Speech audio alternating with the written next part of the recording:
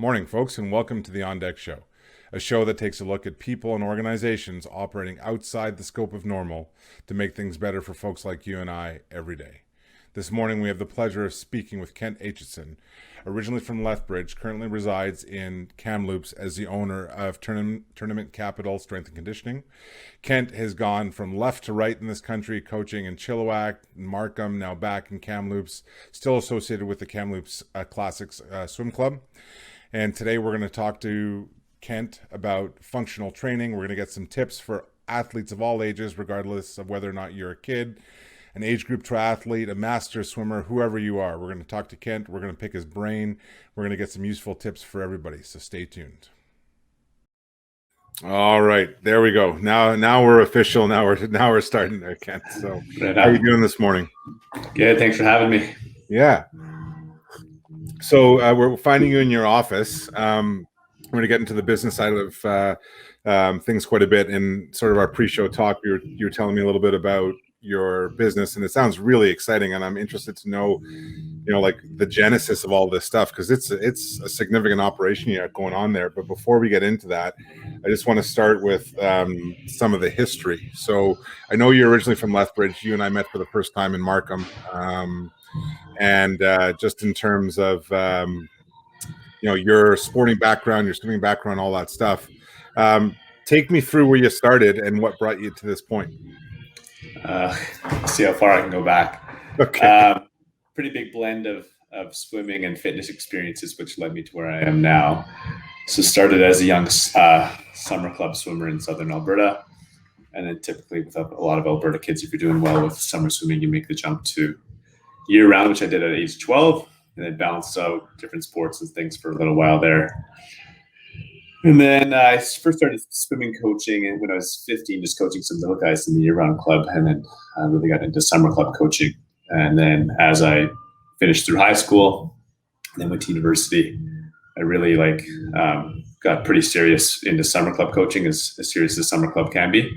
And then I had the opportunity to head coach in 2009 when I was 19 with or 20 with the Lethbridge Orca Summer Swim Club.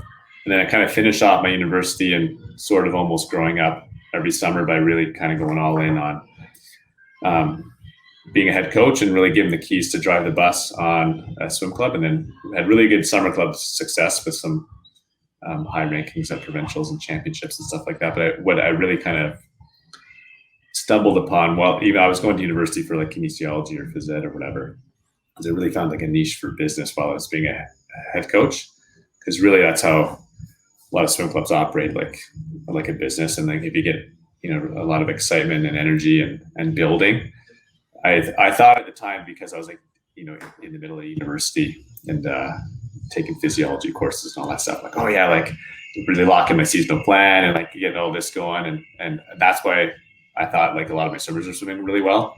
Looking back on it, of course that helps, but I think a lot of it was I was so excited doing extra events and getting the kids hyped up, the team hyped up all the time, and it just becomes a snowball thing where people get really involved in. And of course, if people are being showing up and being consistent, the results are going to come from that too, regardless of how nailed in your physiology is.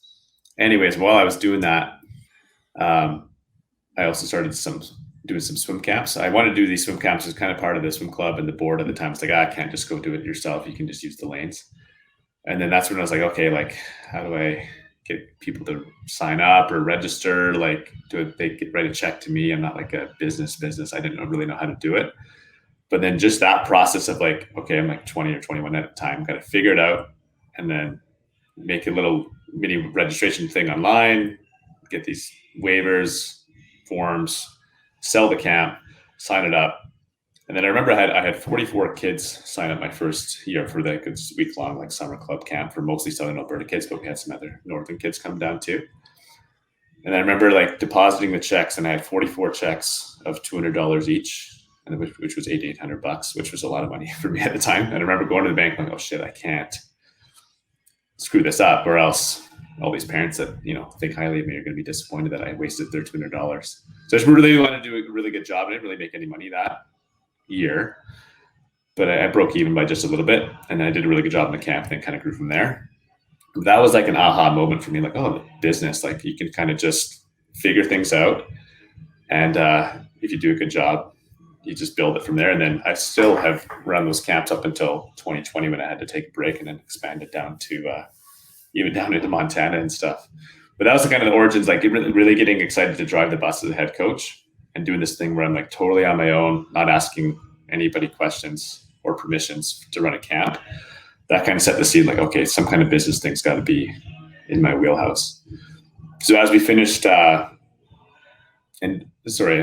put the fitness side of things into it. So I really got into working out while I was swimming. And in a lot of ways, I kind of like dry land training more than swimming training. And then I should have been more of a well-rounded swimmer in a lot of ways, but I just kind of lost my way a little bit in high school.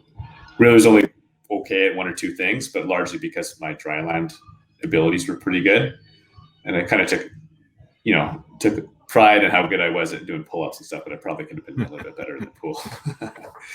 But so that was the kind of foundation. I'm kind of like the dry land swimmer guy. And then as I really got into like CrossFit and certain things during the off season, and then my friend who turned into a girlfriend, who turned into my wife eventually, got into similar things with going to the gym and doing CrossFit and things like that. She wasn't a swimmer. So when we were both kind of finishing university, she was a little bit ahead of me. She wanted to go do more school. And we thought about trying to open up a gym / clinic thing like we had talked about while we were young, but I think we just needed some growing up to do before we were actually going to do that. So she wanted to do more school, either physio or chiro, landed on chiropractic school. There's only one chiropractic school in Canada. So she wanted to move to Toronto to do that. And then I was on board with it because primarily I wanted to support her, but also secret motivation for me to want to move to Toronto was so I could go to Toronto Raptors games. That was like that's why I was like, oh, let's go to Toronto. And I'll get a job when I get there. And then when I first got there, I was like, oh, okay, I just finished university. I'll just apply to all these jobs. I didn't know anybody in Ontario and didn't really know how the real job world worked. I was looking for all these like kind of public city sector jobs at recreation and all that. I didn't get any bites because Toronto's just such a beast. It's all about who you know. I was open to coaching, but I had moved like in January, so there wasn't really any openings up. So then I landed in, eventually once that first kind of year bounced around just trying to survive because Carly's still a student and I hadn't really gotten any real income yet. And then eventually started coaching with Markham for a couple of years there. And then it was kind of lined up that, well, I would just kind of coach with Markham for 2 or 3 years. And then once Carly was done chiropractic school, we moved back to Lethbridge and get our gym / wellness clinic going. So to try to do a really good job with Markham, we had some cool team success and big things happening there. And then I got to eventually be the lead dryland coach for the whole club as well. So really kind of, pretty high in competitive swimming and dryland. Not really like a business thing or being my own boss yet, but I was just kind of killing time until Carly was done. And then once she was done, we were trying to line it up to open up a gym, like a CrossFit group fitness gym / a clinic. So it's a unique kind of setup, but with our skill set, we feel like we could pull it off in Lethbridge, where we're from. And then at kind of the 11th hour, there just wasn't a good commercial real estate opportunity that was going to work because there was like non-competes in different plazas. So if there was like, we wanted to open up a gym in this area on this certain side of town in Lethbridge, there was like a chiropractor in the same plaza and there's non-competes in their leases that you can't bring like a competing business in, or same thing, another plaza or commercial area. There's a gym there. So you could have a chiro there, but not both. And then the other spots weren't going to be a good decision. So we pulled the plug kind of last second, which was disappointing because we were kind of looking forward to going home for a few years there. And then I just started looking for coaching jobs on the job board, but I knew I wanted to go back to Western Canada. So I was looking around in BC and then in Calgary maybe, and because there's nothing in Lethbridge really that was serious to coach. And then just my dad's originally from Kamloops, so I knew the area, and we used to come up to the shoe swap and stuff. And my wife and I have always liked the interior of BC. So just kind of put a flyer out to Kamloops with their position, and then I got a decent offer to get started and landed here. And then as you're moving here, the whole idea of wanting to own our own gym or / a clinic was still there. It's just there wasn't, we're going to a new city. I wasn't in a rush to do it. Hopefully it would end up working out. So I was coaching, and Carly she still wanted to work inside of a gym. So she ended up renting a room from a current like CrossFit gym owner out of the couple that she reached out to that were in Kamloops at the time. So she was just kind of starting from square one, and she's a little bit different than most chiros or most traditional chiros, that she does like a lot of exercise rehab based stuff as part of her practice. And she didn't want to be stuck with some random clinic where she didn't believe what they were doing, like kind of the 5-minute cracking appointments. So she can do that kind of stuff, but she really has that niche in exercise. So anyway, she wanted to be inside of a gym. So she got in there, it's a slow start like anybody starting out. And then as we got a few months in, we realized that the gym owner wasn't doing too well on the business side of things, and he hadn't for a while. And then I was worried that like, okay, like if something really bad happens, the business goes belly up, Carly's going to be left out flat on her feet. I have all these like business plans and all these like stuff that I've been typing up for years and like ready to apply in Lethbridge. So I'm like, okay, let's, I'll talk to the owner and then maybe we can buy him out. And he's a capable, good hands-on coach and he can just work for us because he hates being a business guy anyways. And then so anyways, talk to him and then we were lining it up to get the lease set or like this, we incorporated and then was going to buy out his company, all that business stuff. And then 2 days before, or 2 days after I incorporated, and this was January 2018, right? And we were going to kind of try to take over in March. He had been behind on some lease payments for rent in the previous summer. And then a bailiff came up and changed the locks on the door and kind of kicked him out of their space while we were in the middle of talking to him about buying him out unexpectedly. So that was a huge curveball. So we changed the business deal and then we ended up just finding a different spot in Kamloops to rent out in, took over the business kind of quickly. And we had been going to the gym, so we were kind of like known members, but people didn't realize what our plans were. And then settled in, lots of growing pains since then. And then the first 2 years were like good learning and building and kind of building our own brand and culture in this style of gym where it's very community based and a lot of first name basis, but also quality coaching kind of drives the bus on people coming and enjoying their hour or whatever time they're spending here. And then in conjunction with that, the more that the business grew, especially with, the lifeblood that I was able to put into it, that helped build Carly's practice up. And then we're at like 2-year mark in February 2020. We're like, okay, this is going to be good. And then I was still coaching swimming and all that. So pretty busy days, but balancing it all. And then 2-year mark, I'm like, okay, let's start making some big changes here. And then right before anything could be implemented, COVID. And then in the fitness industry, a little bit tricky. So we always wanted to like kind of expand the wellness team, like not just Carly as the chiro, get a few more people in here and do like a really excellent job in Kamloops for the group fitness thing, try to set us apart. But I was never really personally concerned about the COVID thing when I was hearing like the early news segments coming out earlier in 2020, but I could kind of see the writing on the wall or whatever.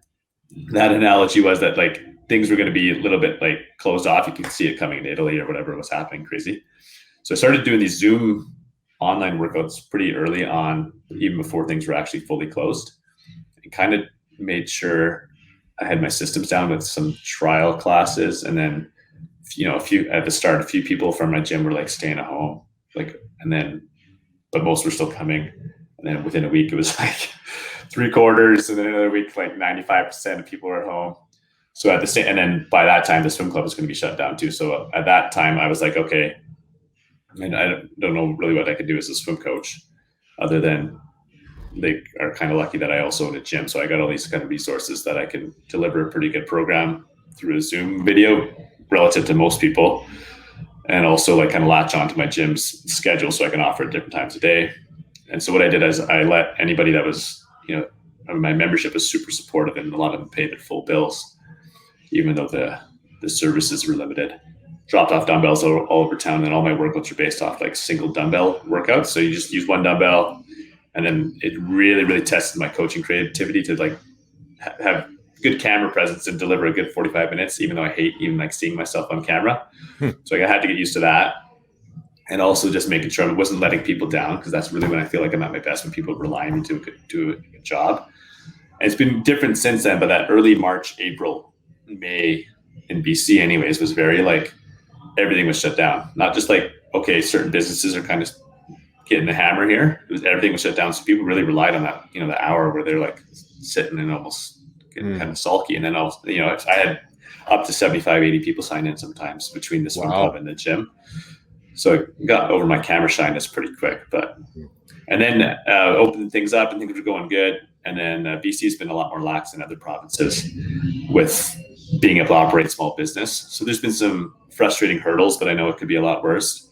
And then between the swim club and the gym, things have been kind of steadily growing. And they kind of halted in the fall of the gym growth-wise, just because there's been a lot of the gym-based restrictions that have been difficult. But on the flip side of that, we started growing our movement mechanics team. So that's what Carly, that arm of the business is called. So we got another chiro in here, massage therapist, a kinesiologist, and as of yesterday, a physiotherapist. So that's always been a goal to kind of like, all right, the gym's going to be like a really good like backbone, like the group fitness community. Everyone knows their names. They're here for a high quality product. And then in addition to that, we got a team of people that are geared towards getting people better. And then just now that I was trying to aim it for these restrictions to die down and hopefully a lot of this end. So we started pulling the trigger on some construction and stuff to do a better job on that way too. And then it goes hand in hand with swimming and just, good coaching and being involved in a smaller city and making a name for ourselves. It's been a pretty exciting adventure since we got here. Yeah, no kidding. Well, that was a really in-depth capture of your story and your time and your journey. So it might have gone a little long there, but it had to paint the picture there. No, it was great because you provided us like with a ton of context and a ton of details in terms of where you are now and stuff like that. So drilling down onto the business now. So the business is called Tournament Capital Strength and Conditioning, correct? Yeah, a bit of a mouthful, commonly known as TCSC. Yeah, I mean, if anybody in BC or that travels up to Kamloops knows the Tournament Capital Center and all that stuff, right? So it makes a lot of sense. And so your wife Carly is a partner in the business as well. Yeah, she primarily focuses on like building up her practice as a chiropractor, but and lets me kind of like go crazy on running the business. But I'm always bouncing off of ideas with her, and she's supporting as much as she can. Yeah. And just touching back on the swim club, so you're still involved with the Kamloops Classics Club as well. You're still working with them. Yeah, assistant head coach there. I got 3 competitive groups under my belt. I was coaching masters as well until adult sports got shut down in the fall. Yeah, but our club's our competitive numbers have actually doubled since I got here. So we're at about 120 competitive kids. Yep. So that's been pretty exciting to see kind of both of my parts of my life grow in conjunction as we got through the 4 years. Even with the pandemic, it's been some pretty good growth in both places. Yeah, no, that's brilliant. And so, so you've talked to us about why strength conditioning and what you really love about it. Now, in terms of generating some specific value for the people that might be watching and so on and so forth, a very general question, but what are some assumptions that you see people making when they come into or they're looking for a gym? I don't mean to be, I don't mean to point fingers or, tell people like they're doing things wrong, but we all have assumptions. We all make assumptions based on our experiences when we enter into something new or come into a new environment, so on and so forth. So what are some things you often find yourself correcting with whether it's training habits or planning or exercises or so on and so forth? I think one big assumption is that people think that they can go into a gym and spend a week or two there or a month or two and really just change like their body type. So if they're like a swimmer and they want to stay lean and mean, they think like, oh, I can't lift weights, I'll get too big. That's like a very frustrating frustration, because if you actually want to get big, the years and like the volume of work that you have to do to change your composition levels take a lot of hard work and consistency, if that's like your specific goal. But you can always tailor your training style and in conjunction with your eating habits to align with whatever energy requirements you need or body types you need or body type you're looking for as well.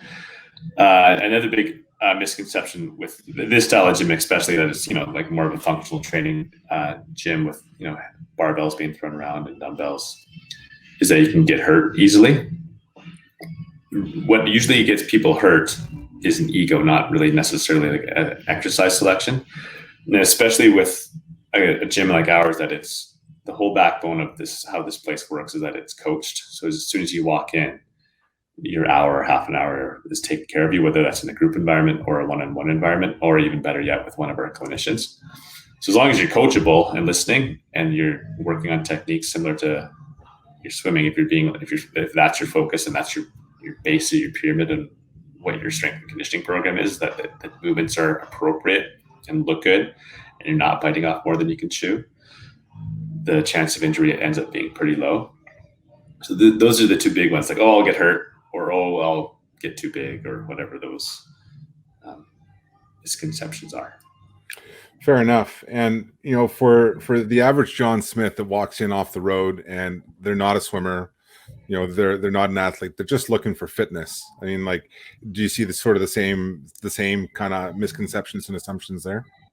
Yeah, and I think what we try to paint a picture on with, you know, how our website's set up and what our social media looks like is that there's gym, I call them on your own gym. So like a Planet Fitness style gym, or even like a community center gym. You walk in and there's nice equipment there and it's laid out well, but you're not really supported by people after you sign up. You're really left to your own devices on, okay, I'll go on the treadmill for a bit, then, okay, I guess I'll do some sit-ups, and then free weights look kind of scarier. I'm good. And you leave. Whereas if you're taken care of by a coach and you're showing the way with a good program, but also good support, and you know, coaching is a very relationship driven profession. If there's that as your base, and we can convince people with Joe Blow walking on the street that it's different than like an on your own gym, that's where we try to separate our service level at. And then hopefully we, over time, as these kind of gyms continue to develop, the assumption of what a gym is has kind of two different versions, whether it's an on your own or a coach thing. So that's really what we try to make sure that it's what we're offering is coaching. You can imagine just even with swimming too, like I barely swam since I stopped university swimming because I don't like going to the pool, getting in, you know, and not having a coach there or a group of people to work with. It's like a couple 100 meters and it's hot tub time. Yeah. Whereas like, and you can imagine trying, you know, as a young adult, but also just adults trying to do things on your own, there's such a better product and, you know, enthusiasm, and you're selling on whatever the set is or whatever the workout is when you have a coach or a good culture or environment.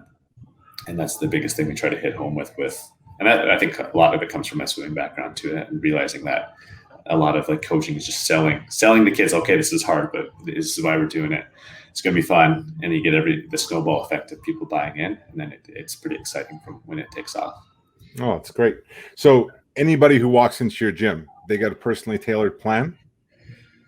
Not necessarily. So like primarily it's a group fitness thing. So if we got like 12 people in a class and the workout has, let's say, like deadlifts and push-ups and some running in it, if me and a 47-year-old lady that hasn't worked out in 10 years since she had a kid, and you are all in the same class, the weights that we would choose for a deadlift would be individually tailored. So if you're doing like, you know, sets of 10 in a round or a circuit style thing, we're not all going to do the same thing. Or if, and then push-ups, if she can't do push-ups from the floor and she needs to do them on a box, or I need to do them on a box because my shoulder hurts and I'm working with one of our people to make sure I'm getting better, that's an individualized option.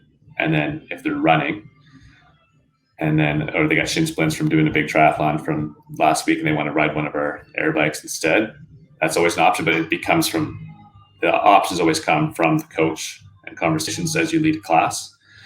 So it's the same workout, you all do it together. So you get that group kind of cohesion momentum going, but then you have it individualized based on ability levels, experience, and how you're feeling. Fair enough. So it's really is the coaching, like they get the individual coaching regardless of who they are. Yeah, they do the workout together, but they get an individualized approach to it based off conversations and experience. And then there is an option to do like one-on-one training as well, which is part of our business, but primarily it's a group thing. Yeah. So now I'm making an assumption now, but I'm assuming that in that model, your injury rate is probably far less than what you would typically see at what you call an on your own gym. Yeah, especially at ours, because it just really comes down to like culture and environment. So there are gyms like ours, you can see them, some cringy stuff on the internet. If they're really pushing like, yeah, everyone go heavy, everyone go as hard as you can, like let's crush this every single day and not really pay it, and everyone kind of do the same thing. And the individualization or the experience level is like, okay, you pump the brakes, you take it easy today. Okay, you can crush it. Then like that's our model of making sure everyone's kind of has that, it stays in their lane and is being launched appropriately and not being pushed in the wrong way. Then the injury rate's quite low, and that's really important to us. And that was kind of the whole model with like this wellness team and the functional gym as one, is that we want people in here for 10, 20 years, not getting smashed after 2 or 3 months, never seeing them again.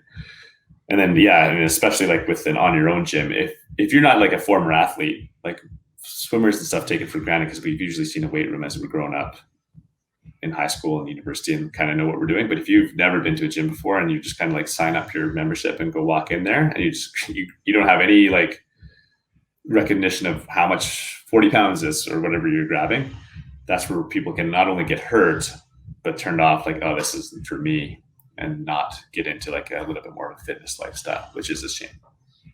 Yeah, I've definitely had those questionable moments when I've been in the weight room and I've got something out of the corner of my eye. I'm like, what the heck is that? Yeah. And, like out of respect, I don't say anything because it's not my workout, and you might know something I don't know. So fill your boots and have fun. But I've definitely seen those questionable things in terms of that. So it sounds like you've created like the end goal, and you're well on the way to doing that, is to create a very holistic service where somebody can walk in and they can get all the associated services to do with leading a healthy lifestyle. So the fitness aspect, the care, sustainability with your moving mechanics team and stuff like that. Is there any plans to like expand that with like nutrition or anything else like that? Yeah, we offer nutrition coaching too. Okay. Again, like another individualized approach where it's like, it's very, and this is just learn as a coach, like it's just very relationship driven on a one-on-one level, and culture driven on like a group level. And like I know a lot of coaches get really geek out on like sets and volume and format and and schedules, which is important. But I over my experience, I feel like it's just, if you get those good relationships and good culture, that's the base. So same thing with nutrition. The way our model is, it's a lot of it's like one-on-one check-ins. You're filling out some sheets. We're having a video call once a week, or at least like a very in-depth email conversation once a week, and not just giving somebody numbers. You're there to support them and guide them. So that's been part of it too, and it's made some big changes for some people that have done that. But yeah, our goal is to kind of be like that kind of one-stop shop for wellness, and especially in a community like Kamloops, where there's a very active lifestyle with all the outdoor amenities nearby. Not necessarily everybody that comes to our wellness team is like members of our gym. Like hopefully that can be like part of the marketing things when they're coming in to see a practitioner and they're like, oh man, this looks fun, and people are so nice here. Great. But also we can really serve a pretty niche group of people in Kamloops, because there's a lot of those kind of people just wanting to come in to get better and looking forward to getting their active lifestyle back. Yeah, it sounds like a fantastic business, and you've built it. You created a very people-centric model, and I can, like you're talking about it. I don't live in Kamloops, but like I would certainly join your gym. I would certainly subscribe to your service if I was there, because like that's all that stuff speaks to me, because I enjoy that group environment, and I can relate to what you said about going to the pool and swimming by yourself for 200 meters, getting bored, and then being done with it. The worst, yeah. But yeah, no, that's fantastic. So I'm aware of your time, because I know you have a class to get to in about 25 minutes. And I'd love to do just some demos of just some basic exercises that that would cut across, transcend generation, call it. So I mean, like regardless of whether or not you're a young swimmer or a triathlete or a master swimmer, or I'm focusing on the water, but an athlete of any kind, that would just be good in terms of maybe let's focus on prehab and warm up today. And just like start with some general things and so on and so forth. But before we get there, I needed to ask you, so how many Raptors games did you go to when you were in Toronto? Well, I was kind of like paycheck to paycheck lifestyle, so not as many as I wanted. My fantasy was, all right, yeah, like this is like coming from Alberta, and I've been to Toronto from swimming before, but I'm like, yeah, we're gonna live downtown, like a condo. I'll get a job downtown somewhere, and then I'll walk to Raptors games every day after work. It wasn't that reality at all. I'm like way up in the suburbs, like an hour drive to downtown. But probably like 20, 25. Went to like 3 playoff games too. Nice. So Sorry, I interrupted. Sorry, a good amount, but in my mind, not enough. But fair enough. So you were one of those ecstatic ones that were jumping off the roof when they won the championship. Oh yeah, I was going nuts, and I was trying to do everything I could to fly to Toronto to go to one of the games and splurge, because I know it's like a once in a lifetime thing that the Raptors are good. And then actually, because of swimming commitments, I couldn't like hit the bullseye in like a game to go to Toronto or Oakland. But 30 years from now, they'll be back in it. I'll have more time. Yeah, well, I mean, like there's certain you got to see them win a championship in your lifetime, which is a story you'll always be able to tell. And as I was in Toronto the whole time there, that was kind of the Kyle Lowry era, getting better and getting good. So I feel like that was part of it. Fair enough. Fair enough. Well, that's awesome, and congratulations on opening and running a great business. Like, it sounds like it's a fantastic environment. Oh yeah, it's really been like a highlight for a lot of people that are coming here. Which is important to me. Like, especially it is in general, but especially during a tough time when you're stuck in your city and stuck, not being able to really do much. Members have been really appreciative that we've been able to stay open and doing our best to work with the restrictions, but also deliver really good service. And I can just feel it. And this is why I'm excited about these expansions that we're doing. Like, we're just on the cusp of something really, really phenomenal in this city. And I don't know if I've ever looked more forward to something like really delivering and doing a great job coming up in this fall. So I'm looking very forward to that. Well, I think we'll have to arrange a check-in with you in the fall and maybe September, October. All right. So why don't we go and we'll see if we can do some demos here. All right. And like I said, just I'm going to let you lead this.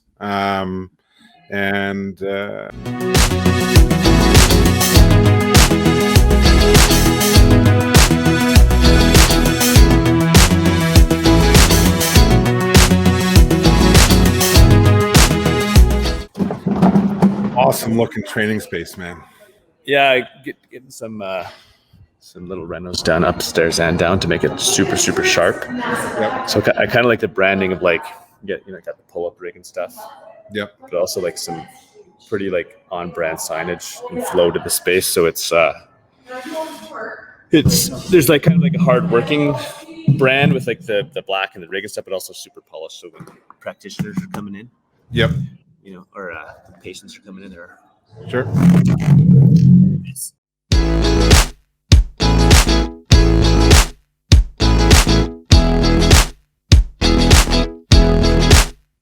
Good. Yep. Okay. What did you want me to start with? Well, let's focus on some like let's start with some prehab rehab stuff, like just somebody warming up for a session. Does that make sense? Yeah. So prehab rehab stuff, especially if you're thinking about swimming, the generic thing is to go with some shoulder stuff, which is totally fine. Like, even if it's like, oh, this is really vanilla to the arm swings, just because it's vanilla doesn't mean it's a bad thing to do. So often, if we know we're having a shoulder-based warm-up in here, or if swimmers are getting ready to go in the pool, arm swings are super generic, but I like them because not only can you get yourself warmed up, it's a good time to go over the whiteboard, go over announcements, check in on how people are doing, and do relationship building time too. So my standard one is if I'm doing big arm circles like I was just doing, and then slowing it down to something small, and then go super speedy, as small as you can, as fast as you can. Then you go stop, backwards, small, and fast, and then open up, and get a little bit bigger.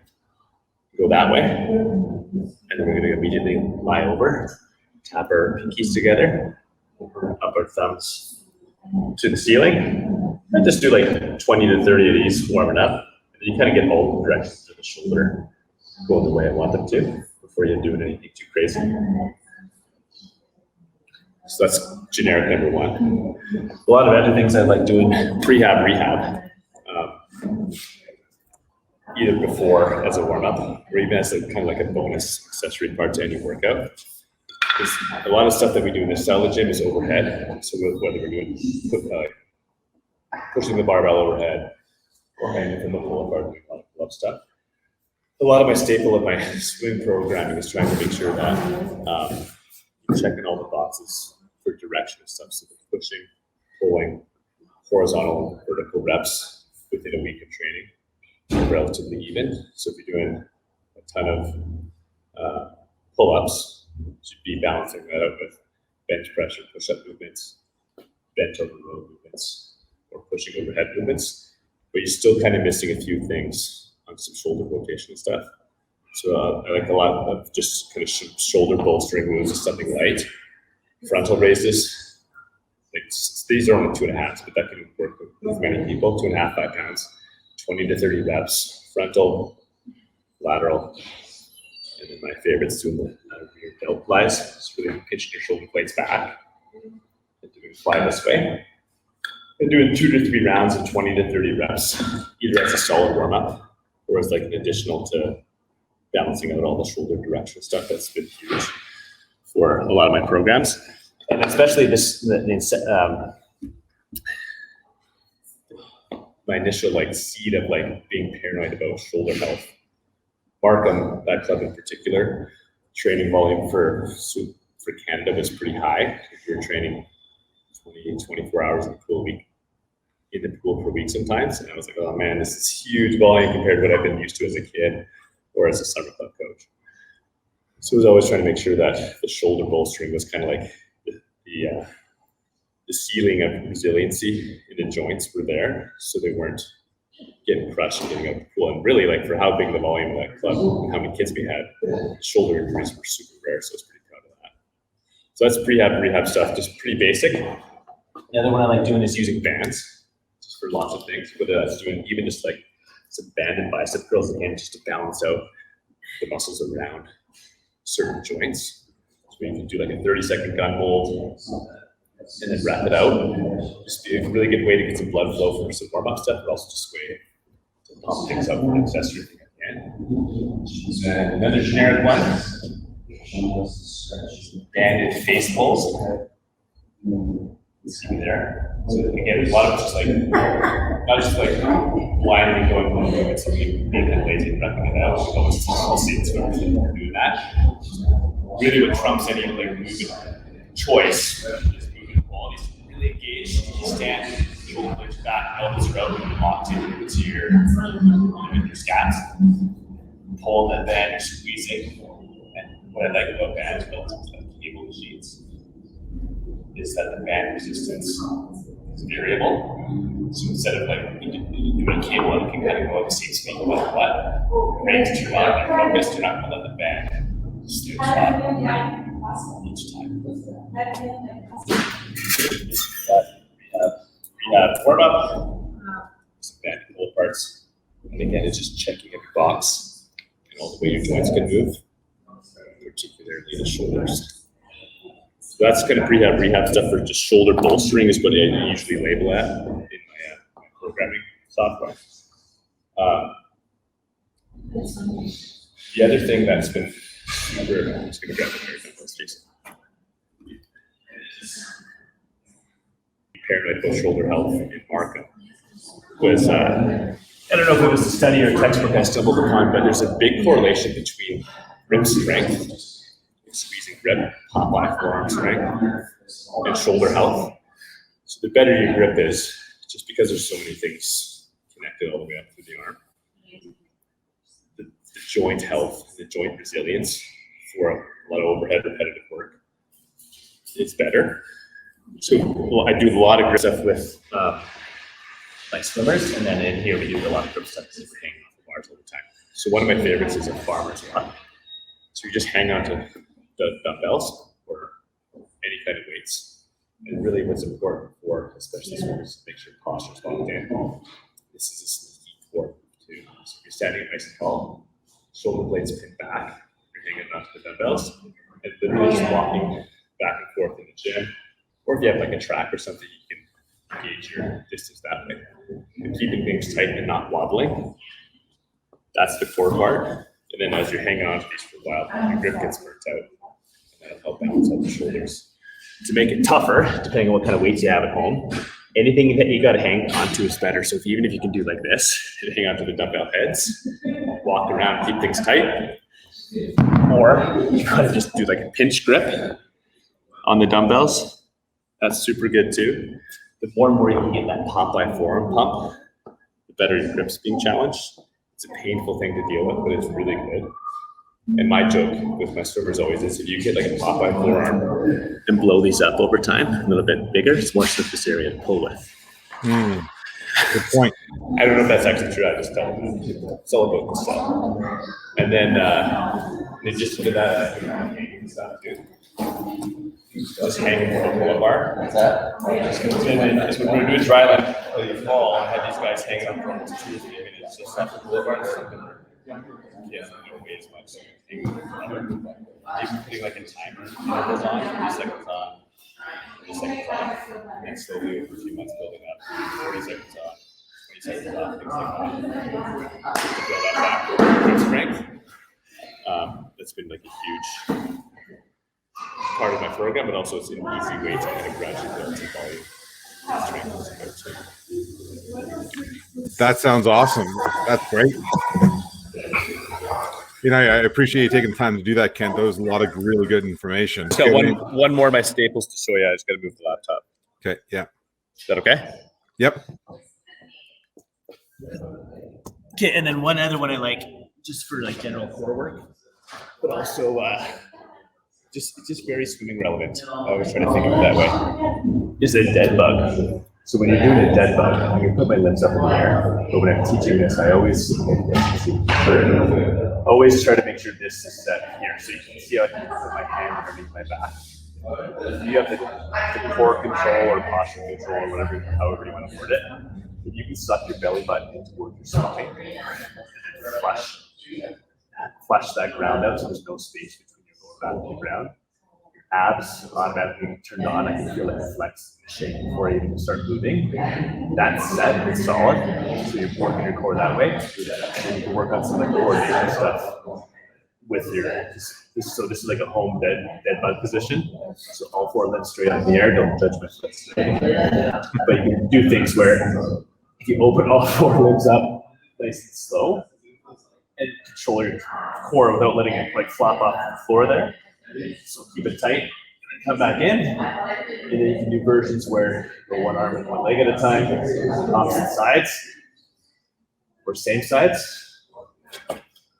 Stuff like this, but also keeping that core pinned down the whole time. And then you can make it harder by adding weight or just doing reps or whatever too. But if you can do that and keep that integrity of how you line up in there, it's a very, very relevant thing to show swimmers. Because when they're prone or supine in the water, you think of it like a freestyler that's losing their body position. As they get kind of dragged down, the space between the lower back and the top of the pool starts growing. You can also see those swimmers that get super tired. Last 50 of 200 free long course, they start drifting. If they have that core strength, but also the coordination ability to flatten that line between their lower back and the top of the pool, those are usually the types of swimmers that can really hold on to their splits better than others. And it's just a super, super relevant conditioning skill, but even more importantly, in my mind, a relevant movement skill to teach too. Yeah, brilliant. That's super advice. It's definitely something that that I used to use in coaching quite a bit and whatnot. But like I can vouch for that 100%. Like that's great. Well, look, Kent, thank you very much. I know you got to get on with another class. I do want to schedule it in the fall. Thank you for making time for us, and thanks for being here. Really appreciate it. Yeah, you bet. Thanks for having me. Awesome. Well, you have a great day and talk soon, Kent. Thanks, Jason. Take care. Thanks for tuning in. If you like the content that we've been creating, make sure you check it out here.